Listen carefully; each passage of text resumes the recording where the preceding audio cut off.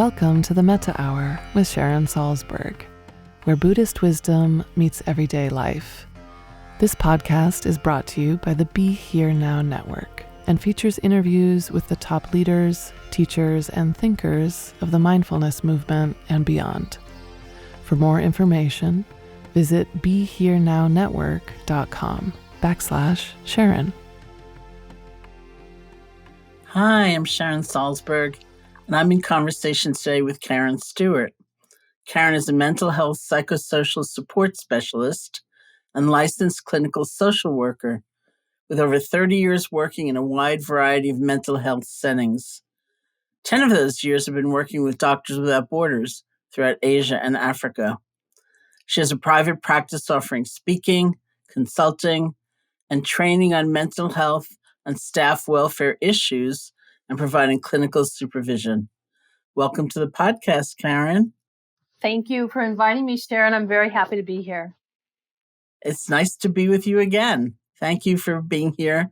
Indeed. And the conversation we're going to have is part of a mental health series I'm hosting here in the Metta Hour, as it feels like this is an incredibly important time to have conversations on this topic. And, I, like you, and teaching in Zoom, I'm reading those chats and the comments people are putting in, and it's such an intense time. And I'm also very curious about the kind of the welfare and the well-being of those in the helping professions, such as yourself. So maybe we can start with a little background on how you came to this kind of work. Well, it's interesting. My interest in mental health and trauma actually came out of my own personal journey, which I think is true for many, including yourself, Sharon, as far as meditation, right? But definitely. When you look at the mental health field, a lot of people are survivors of trauma themselves. So as a kid, I used drugs and alcohol to cope with quite a stressful childhood. And by probably the age of 16, I was dealing with serious addiction. And I had tried to take my life several times as a teenager and young adult. So my attempts to become clean and sober, I eventually was successful. I actually just celebrated 31 years, which is very fun. That's fantastic. Yeah, and it took me to pursue a bachelor's degree in human services. And it took me 11 years to get that, but I did. And I started in the mental health field working as a drug and alcohol counselor. And this was also at the height of the HIV and AIDS epidemic. So I was dealing with a tremendous amount of grief and loss in my community. And then from there, I worked in psychiatric emergency and inpatient, and more so with people dealing with severe and persistent mental illness. The shift to go to Doctors Without Borders actually followed my sister, my only sibling, took her life in 2002. So that it took me out, for a couple of years. And then when I kind of came through that, I was like, okay, am I doing everything I want to be doing? And I was like, no, I want to go work in the international humanitarian aid work. So that's what I did. At that point, I had probably 15 plus years in mental health in the US. And I had gotten a master's degree by then in social work, became a licensed clinical social worker. And in 2004, began working full time with Doctors Without Borders as a mental health officer. Well, I can certainly resonate with your life experience. Let's just for a few moments take apart the word trauma, because it's a word that is so used and never used to be used. And I'm just curious, a lot of people associate trauma with what I guess is classically called now, shock trauma, car crash, plane crash, sudden loss. And it's almost the suddenness of it that characterizes that image of trauma. People also talk about kind of the chronic trauma of grinding poverty and the long-term effects. People talk about intergenerational trauma these days, or inherited trauma. And for caregivers, we talk about vicarious trauma. And so You don't have to, map it all out, but if you could just give us a sense of different ways that word might appear. Well, you're right. It is everywhere at this point. The word trauma, it honestly, it just means a response to a deeply disturbing event, right? That overwhelmed the individual's either ability to cope or function. So, and it can be acute. We would call acute trauma like just a single stressful event that happened. Or we could have chronic trauma, which is more prolonged exposure to highly stressful events. So that would be the person living in a domestic violence situation, child abuse, COVID-19, definitely classified as a chronic trauma. Mm-hmm.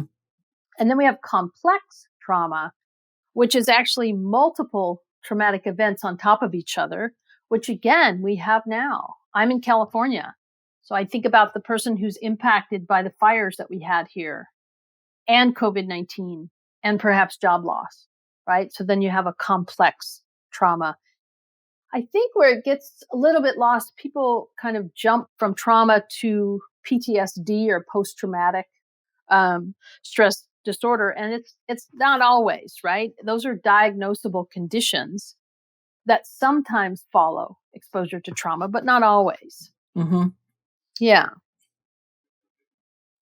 And what do you think about the term post-traumatic growth?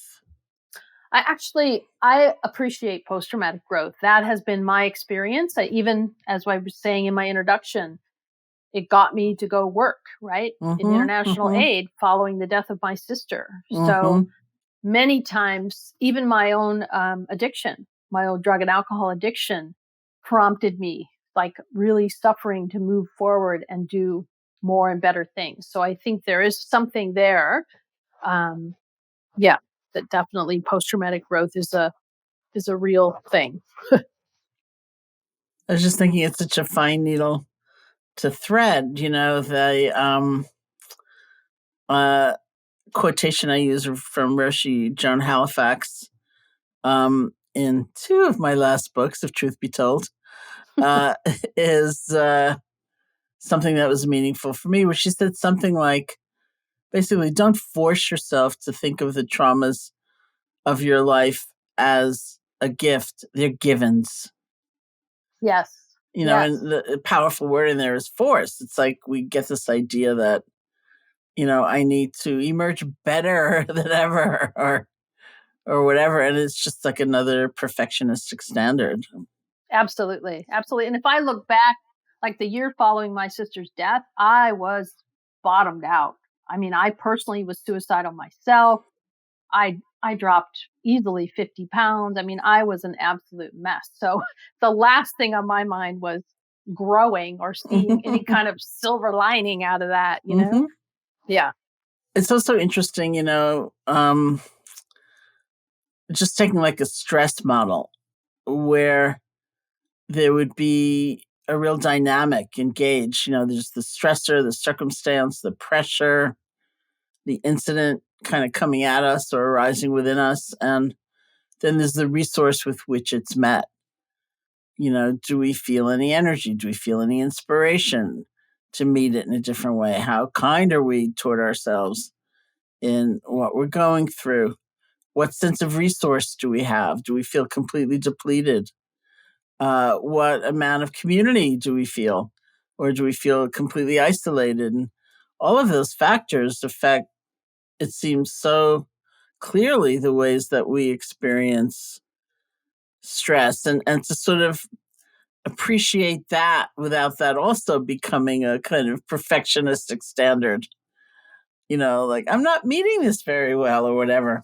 Exactly. So tell me about your work in really intense places, war zones and so on.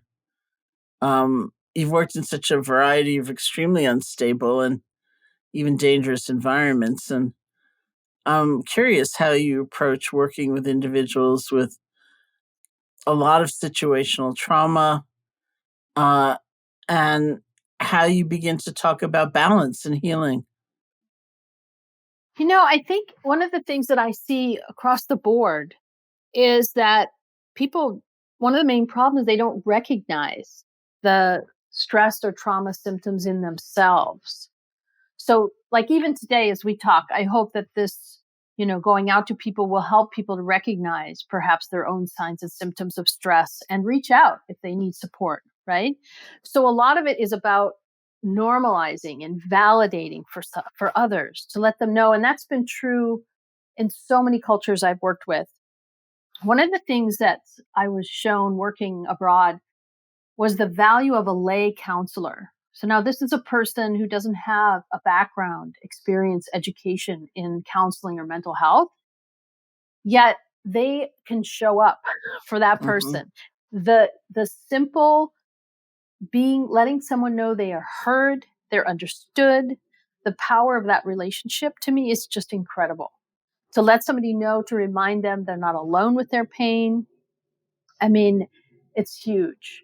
And so in my work, we use a lot of psychoeducation, really helping people understand our fear and response system in the human body, and it helps them to know they're not going crazy. Like when I think about this, I always think of this one example in Indonesia. So there had been an earthquake, a very severe earthquake on the island of Java. And I arrived with the mental health team. And the first day we were approached, a woman came and said, please, can you come and meet with my sister?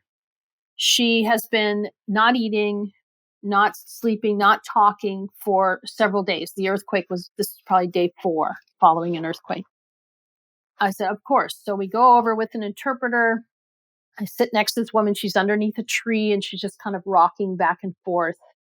And I asked with the interpreter, would you like to speak with me? She says, yes. And she proceeds to tell me that she thinks she's losing her mind. She thinks she's gone crazy. And when I just talked to her a little bit more, the bottom line is she is fearful to return to her home. And that's why she thinks she's losing her mind. I'm sitting there like, the aftershocks are severe still. And I'm looking at all the buildings around me. They are all about to crumble. So just acknowledging to her, you know what? No, this is a normal reaction. I'm not going in your house right now. And I'm telling you, Sharon, she stood up within 20 minutes. She stood up. She said, thank you very much. I'm really hungry. I'm going to go now and find my sister. And I was just in shock of the power of just that, of just normalizing what a person is feeling. I think that's very true. You remind me of the first time I, through the Garrison Institute, was working with domestic violence shelter workers. And so that was, the issue of, for many, a history of trauma and the vicarious trauma of dealing with the tremendous suffering that they were facing all the time. And somebody gave really a lecture on the nervous system and the effect of kind of chronic stress on the nervous system, and what vicarious trauma was, and the manifestations of it. And I think the best definition I've heard of trauma, I don't know who said it, it was something like, it's a normal reaction to an abnormal situation. Yep. And of all the items, all the elements of that first retreat we had for people, all of which were available to people afterwards, the guided movement meditation, the guided sitting meditation, everything. The one thing they wanted more than anything was that lecture.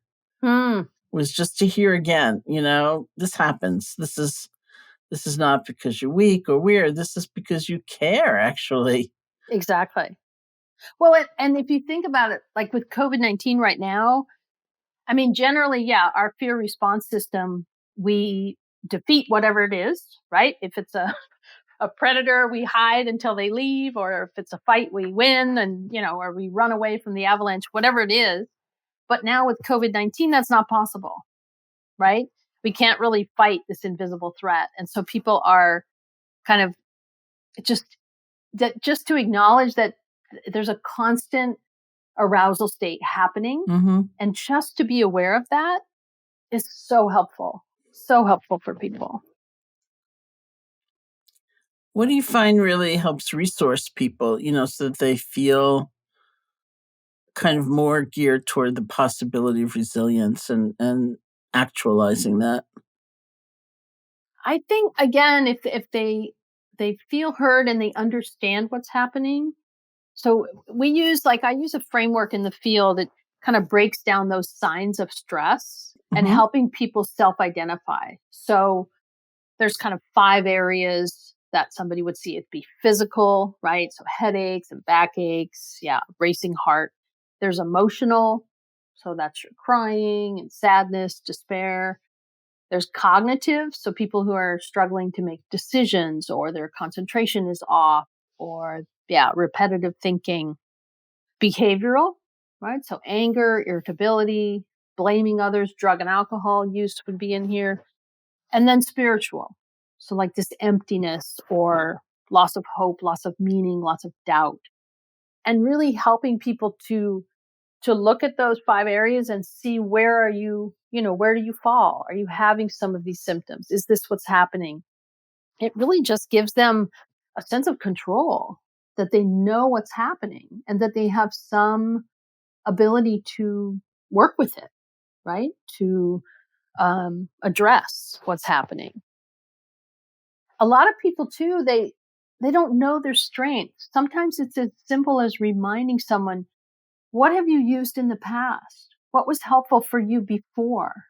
What was the last stress you've had?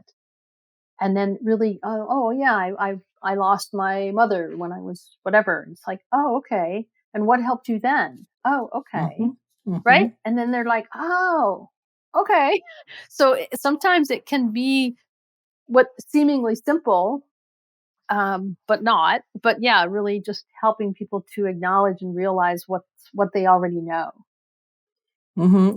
When I worked through the Garrison Institute with domestic violence shelter workers, there was a model that I kind of picked up and have later used in several other contexts where people, either as a journaling exercise or as a reflection, first of all, if you're doing it with a workplace, as we were with the shelters, it was an interesting first column, which was what's a really big source of stress at work, or it may be in your life if that's not a relevant question. And that was kind of interesting for people because sometimes it wasn't even the horrible suffering they were working in the midst of, or the seemingly intractable system. It was like bad communication with a colleague. That's what was really bringing them down. And then in the second column, we asked people to consider, if they were writing or just to think about exactly what you're just talking about. Like, what do you do to lift your spirits, or get a break, or have a sense of rest, or recharging, or something like that? And people would write down a whole variety of different things. And then in the next column, the last column, we said, how about if you look back at this list you just wrote down, and make a note about how you feel about each item. If it was like, I drink a lot, then sometimes people would say, I'm actually worried about that. Or Mm-hmm. I think in 4 years, every single person, every single time, wrote down something like listen to music, and often get out in nature. And once, this wasn't with domestic violence shelter workers, this was with another group, somebody literally wrote down in that middle column, I get out in nature. And then in the next column, they wrote, well, of course, I haven't done that in about 7 years. So you think, well, get on it, Exactly. Well, and I can tell you from the research at Doctors Without Borders, this number has always shocked me. When they did some research with our counselors, they found that 60% of the stress was coming from the organization, not from the traumatic witnessing that they were doing in their jobs. So that's often what's happening with that. Absolutely.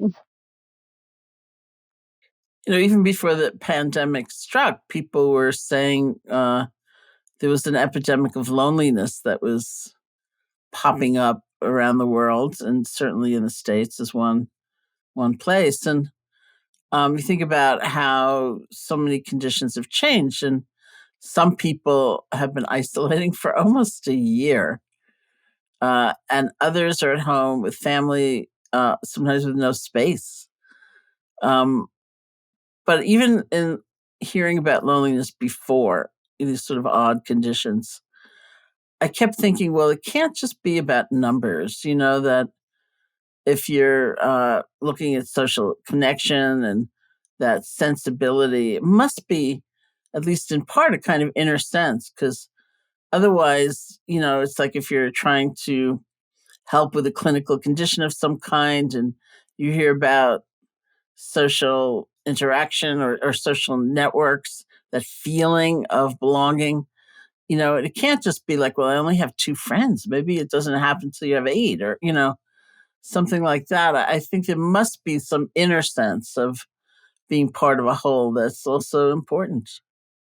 Totally agree. I remember a number, this might be wrong, but it seems like there was like 40% of Americans live alone. And so, but yet that's not what loneliness is, right? It's not about living alone or not. It's about that connection. So I think you're spot on with that. And right now, as we go into year 2 of this, I really, my heart breaks for many people because a lot of people were just hanging on, right? Just like, okay, I can do this. I can do this. But now, they're spent. They've done all they can do with the anxiety and the uncertainty, and now they're moving more towards resignation or helplessness or depression. And I really think about teenagers and young adults. If you think about that from a developmental perspective, their whole goal is to individuate, right? Away Yeah, from yeah. family, away from parents, move towards their peers. And that was just, boom, stolen, So Mm-hmm. dating and driver's license and graduations and travel and summer job, all of it just done, And so my heart really feels for that group. I did an event on Discord, which is like a platform for younger adults. And there was so many kind of messages coming in on the side panel in the chat about just how difficult it was to be at home with parents. And, for many people, home is not a safe place, right? If it's intimate partner violence, then they're thinking about, okay, that close proximity with that volatile partner, or do they go to an overcrowded shelter, right? And risk the virus. So it's being cooped up with family, especially if there's a history of violence, can be terrifying. Yeah. And I think work and school and our friends, they've been lifelines for people. Mm-hmm. And now with the school closures, lockdown, and all this happening, that safe space is gone. So we're definitely seeing an increase in family violence and child abuse. And how are you counseling people? I'm sure it's very individual, but what resources are you trying to offer? I think,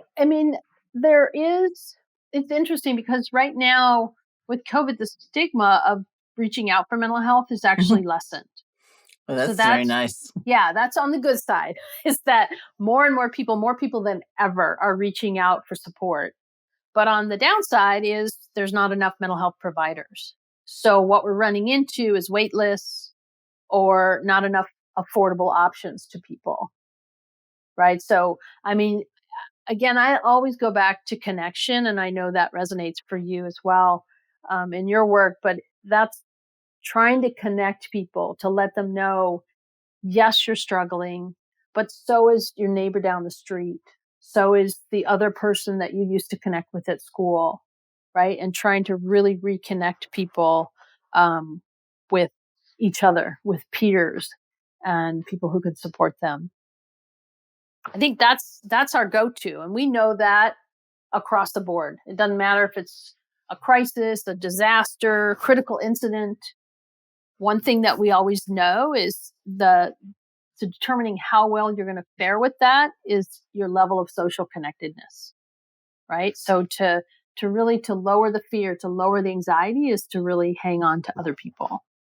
And that's the impact we're feeling, certainly with COVID. Do you feel kind of, I mean, obviously here too, everyone is individual and different, but sometimes I feel almost a kind of collective wave, like, uh, I feel like we moved in some ways in general from anxiety to grief to anger, to exhaustion. Yes. And I'm sort of watching to see what emerges now. Well, I almost look at it like the grief cycle. Okay, if Kubler-Ross's grief cycle, that's what it's felt like with COVID. Like initially we kind of had this shock of what, we're a modern country. What the hell? What's happening? And then moving more into that anger of no, this can't be happening. I'm not up for this. And then a little bargaining in there, right? And so I think, but on that last step, that acceptance, I don't think we've quite gotten there. We've moved towards exhaustion, I would agree. Many people have been holding out thinking, okay, I can do this for another month. I can do this until, of course, 2021, right? That was what we were all kind of, 2021. And then the calendar flipped and it was like, oh, wait, everything's still here. So, yeah. It's funny because it was just Tibetan New Year. Oh, right. And so I thought, all right, we'll give it one more shot. Maybe that's it. Maybe that's the one. Maybe this is the one. Everything's going to be different by tomorrow. Maybe maybe we're okay. I'm still hanging out. Mercury retrograde. Okay. It's maybe the 20th. That'll do it. Yeah, the 20th will be better than now. Yeah. For sure. That's so funny. So how much, when you're engaging with a person, do you try to offer them tools like contemplative tools or breathing or physical movement? Oh, I think always interventions. And my go-to is breathing, and I know you've talked about this, but the idea that we always have it, it's right there, and it will physiologically restart the body, right? It calms our heart. It calms that goes to the parasympathetic system and lets it relax. And so to me, and I've seen that, I've witnessed that work in so many cultures with so many people. And it's interesting working abroad, often many other places, people are more in touch with their body than we are here in the US. And so for me, that's a go-to. Another is certainly grounding, right? Of just reconnecting with the body or the space that you're in. Even if I'm having a Zoom meeting, just to have people pause, look away from the screen, look outside, remember where you are.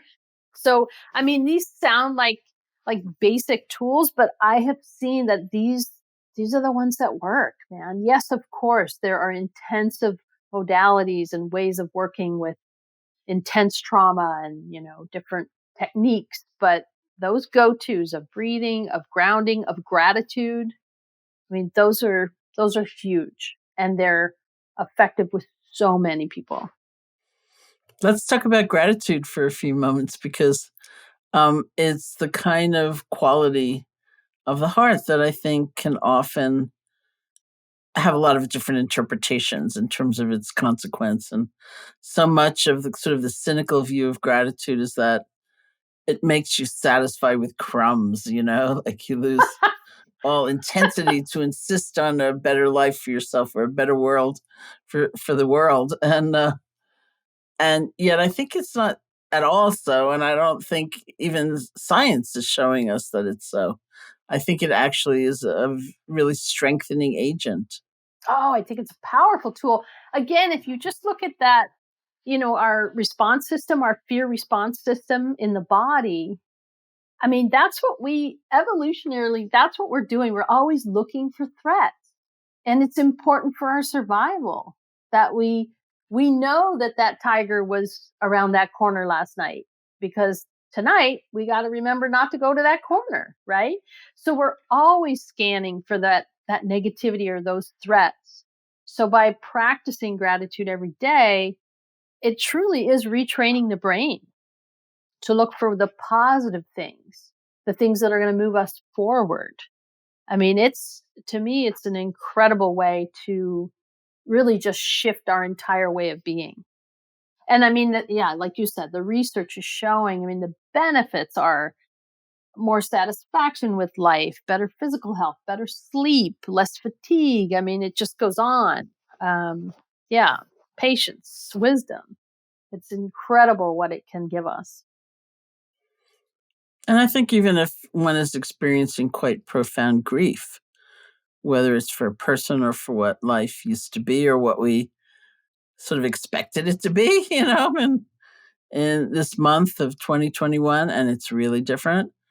There is a lot of grief that seems natural and inevitable. And yet, someone had written somewhere that grief is love that doesn't have the normal place to land. And sometimes I think what we also need to do is remember that, and remember the love, just as with gratitude, as things are maybe going quite severely wrong in a lot of ways in life. There is that which is upholding us or helping us or reminding us of the good as well. And that, I want to say, like, grief, it's a normal response to loss. Mm-hmm. That's all it is. And that's what life is out here. There's a tremendous amount of loss, especially right now. My goodness, we have loss of certainty, loss of structure and routine, loss of safety, loss of space, stability, right? I mean, loss of hope, loss of connection, loss of meaning. There's so much loss going on, and I don't think it's being acknowledged. I don't think people look at, loss of life because we're having a virus or a loss of job, right? But there's just so many levels of loss happening with this last year. Even our coping mechanisms, right? We're not going to the gym. We're not going to places of worship, to meditation centers. We're not traveling. We're not going to the bar. We're not eating out. Those are all losses that we're having. Yeah. Well, let's talk about resilience and what you have found and what you offer to those in some kind of professional relationship with you. Let's start with individuals, then we'll move on to cultures, or groups, organizations. How do you define resilience, and how can people cultivate it? I define it very simply as the ability to bounce back after stress and to be kind of minimally disturbed by any amount of stress or a given amount of stress. So it's that kind of that ability to cope in a healthy manner, maintain our mental or psychological functioning despite adversity that's happening. But I also remember late last year, I think Arianna Huffington wrote an article, and it was like the word of the year, right, for 2020 is resilience. And in that article, she talked about it's not just bouncing back, but bouncing forward. And I loved that. I love the idea of that, right? What it shows is just for us to cultivate resilience. It's not some big, far off thing. It really is through healthy lifestyle, right? Through sleep, through social connection, through gratitude again, right? Exercise. I mean, these are the things that are going to cultivate our resilience.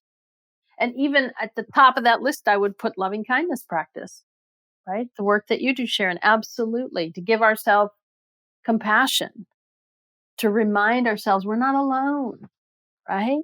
And we have emotions, we have pain, we have stress. And that's okay. Yeah.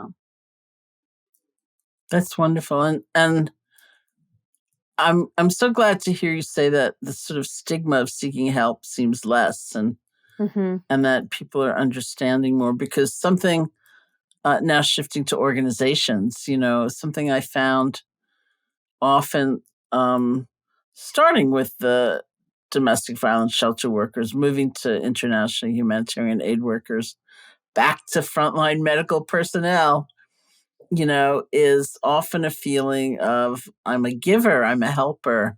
It's not that cool to need some help or to feel like cultivating self-compassion is not going to be a selfish act, or taking a break is not self-centered. And to understand that there has to be a kind of mutuality almost at some point, or there won't actually be resilience. And to have a culture within an organization that more appreciates that seems a very intriguing need. Oh my goodness. Yes. I mean, healthcare workers, international aid workers, I mean, the culture, yeah, you are the helper, you do not need help, right? And to seek help is weak. So that's still all there. It's getting better. It's getting less, but it's absolutely there. So being sad or being impacted by what's happening around you is seen as not okay. And it's, there's a sense of failure even, right? Of I should be able to do better. So if people right now in the US hospitals are dying, there's healthcare providers who are like, I should have been able to save that person. I should have been able to, right? And we see that with each other even. It's like, oh, if Sharon's here and she's managing and I'm not, then what's wrong with me? Right? So there's that comparison that comes in. Yeah, there's just so many different things. This morning, I actually was reminded by a meditation teacher named Kiki that today, February 18th, is Audre Lorde's birthday. Oh, yeah. Yeah. And Audre Lorde, Black lesbian poet, writer. And she has the most wonderful quote, right? About that caring for the self is not self-indulgent. It is self-preservation and an act of political warfare. Mm-hmm. And I love that because we really need to come back to that. If you're not taking care of self, then at some point you will be unable to be of service to others. So I think it's important in both the healthcare, humanitarian aid world, wherever, that we keep that really close. That's fantastic. And we didn't actually really discuss this beforehand, but I wondered, as we're coming toward the end of the conversation, if you would like to lead us in a short practice of some kind. I would love to do that. I'm actually thinking of containment is one of my go-tos. And so since we haven't talked about this yet, but Peter Levine is a clinical psychologist, author, and he's the founder of kind of a method of body-oriented approaches known as somatic experiencing. So if people are interested, they can certainly find more, but it's helpful to deal with trauma and stress. So one of the things he does is called containment. And his mindset is, it's not that we're overwhelmed by emotion. It's that we actually don't have a large enough container for our emotion, which for me fits so perfectly. Yeah. So if people want to just sit back for a moment and just kind of notice your overall experience, just breathing normally.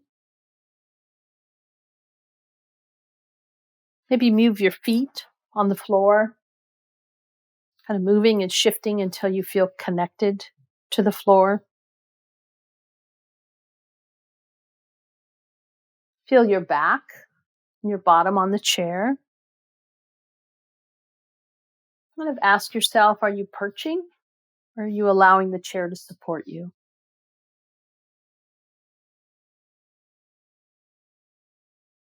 I want you to just look around. And I mean, look around 360 degrees. Look up, behind you. And notice something that feels resourceful. Maybe it's a tree outside the window, a piece of art, your pet, a calming color.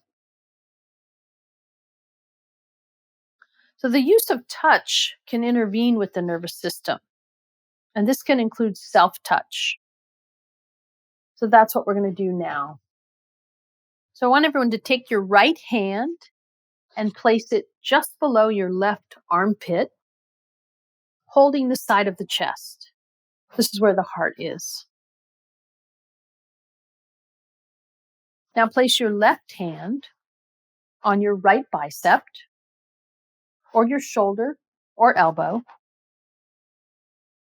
We'll just take a couple minutes here to really notice the feeling under your hands. Does the body feel warm? Is the fabric of your shirt smooth or scratchy? Can you feel your heartbeat? You can even rock a little bit here, just rocking back and forth. Consider are you experiencing a sense of containment from your arms and your hands?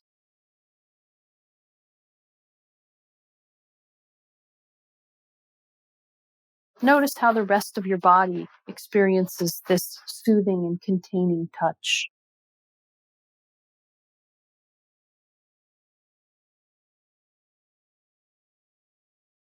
Take a few more breaths here.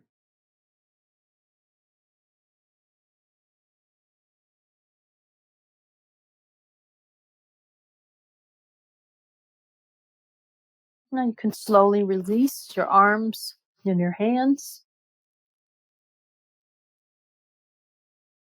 and return to Sharon and I.